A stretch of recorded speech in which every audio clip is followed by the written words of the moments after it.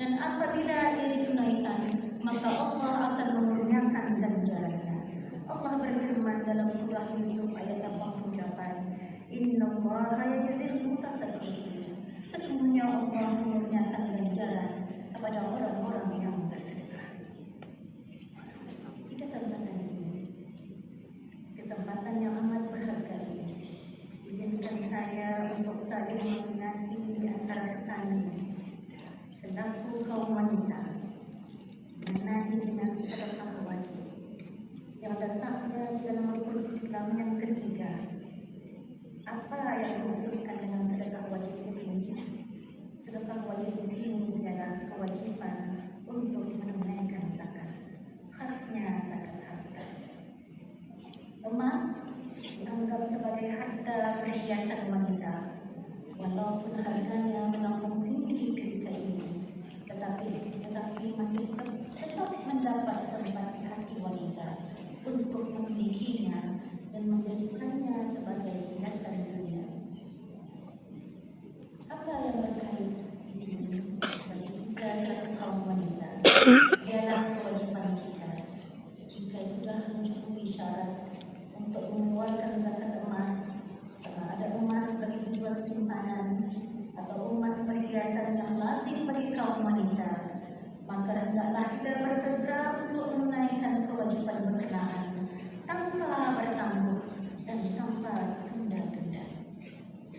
Perlu diingat, emas yang disimpan atau yang tidak dipakai serta telah sampai haul yang tempohnya 1 tahun dan sampai nisabnya cukup 85 gram, maka segeralah mengeluarkan zakat.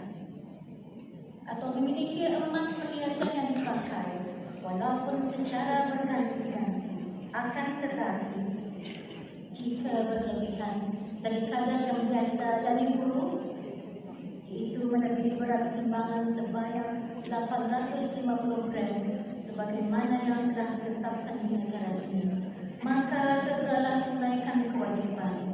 Jangan tangguh-tangguh puan-puan, jangan ditunda. Laksanakan sedekah wajib berkenaan, yaitu menunaikan zakat sebagaimana yang telah ditentukan mengenainya.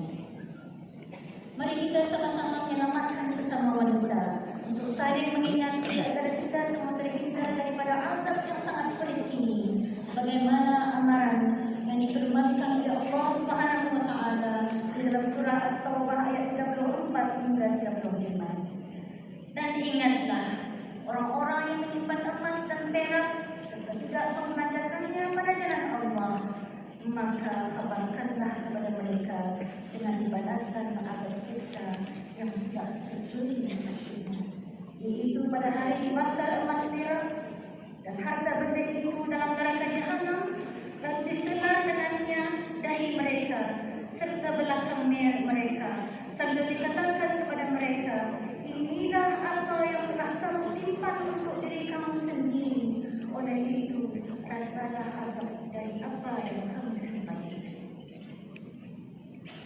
Saya ingin mengajak semua hadirin muslimah di luar sana, marilah kita bersegera dalam kebaikan. Jangan tunggu kaya untuk bersedekah, tapi bersedekahlah agar hati kita kaya dengan rasa syukur dan keimanan. Allah Ta'ala berfirman, kalau kamu zahirkan sedekah-sedekah itu secara terang-terangan, maka yang demikian adalah baik kerana menjadi contoh yang baik. Dan kalau pula kamu sembunyikan sedekah-sedekah itu serta kamu berikan kepada orang-orang fakir miskin, maka itu adalah lebih baik bagi kamu, dan Allah akan menghapuskan dari kamu sebahagian dari kesalahan-kesalahan kamu. Dan ingatlah, Allah Maha mengetahui secara mendalam akan apa yang kamu lakukan. Justru jangan sampai kita menyesali dan mengharap ajal dan kematian ditangguhkan untuk kita berlumba-lumba untuk mengeluarkan sedekah. Allah SWT berfirman, dan belanjakanlah sebahagian dari apa yang telah kami berikan kepadamu sebelum datang kematian kepada salah seorang di antara kamu. Lalu ia berkata, Ya Rabbku, mengapa engkau tidak menangguhkan kematian waktu yang dekat yang menyebabkan aku dapat bersedekah dan aku termasuk orang-orang yang saleh. Jadi kesimpulan di sini, sedekah adalah satu tema yang sangat luas, berangkumi dan misi spiritual, sosial, ekonomi, dan psikologi. Ia bukan sekadar pemberian material, tetapi merupakan cerminan keimanan, empati, dan tanggung jawab sosial. Tema sedekah adalah tema yang tidak pernah kering untuk dibincangkan. Ia sentiasa relevan dan boleh disesuaikan dengan konteks semasa, khususnya dalam mencapai matlamat pembangunan mampan. Intisari sedekah kekal sama, memberi dengan ikhlas untuk mendekatkan diri kepada Allah dan memberi dan membangunkan masyarakat dan menyuburkan harta. Hal ini adalah selaras dengan maqasid syariah dalam memelihara agama, memelihara akal, memelihara nyawa, memelihara keturunan dan harta. Tema ini menggabungkan dua unsur yang sangat powerful, peranan wanita dan kekuatan sedekah, dan jangan pernah berpisah.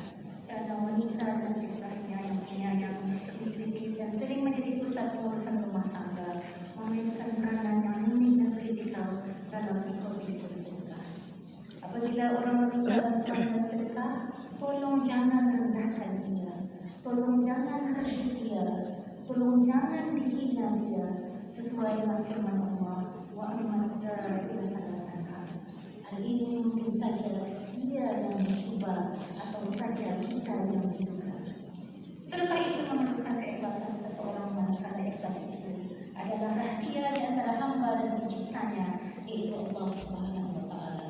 Mudah-mudahan segala apa yang kita dermakan dan infakkan dengan terus ikhlas diterima oleh Allah Subhanahu wa Ta'ala, dan mudah-mudahan yang demikian itu kita akan mendapat keredaan, keberkatan, ganjaran pahala dan rahmat yang berterusan daripada Allah Subhanahu wa Ta'ala. Semoga kita itu orang yang bermanfaat kepada orang lain, manusia Allah sedekah. Akhirnya saya suka membacakan daripada Imam Suyuti menyebut di antara amalan-amalan bermanfaat bagi seseorang setelah kematiannya dalam satu syair. Iza mata ibnu Adam yajri alaihi min fi'alin ghaira syri ulumun bathaha wa du'a'in najri wa gharsi nafli wa sadaqati tajri. Apabila anak Adam meninggal, maka mengalirlah kepadanya seluruh perkara, ilmu yang disebarkan, doa anak saleh, pohon kurma yang ditanamnya, serta sedekah yang mengalir. Mudah-mudahan sisi ceramah kali ini akan membawa silam pemahaman dan mendalam dalam, serta memberi satu dorongan kepada kita untuk terus menyumbang dan menjana kemajuan umat. Semoga Allah memudahkan urusan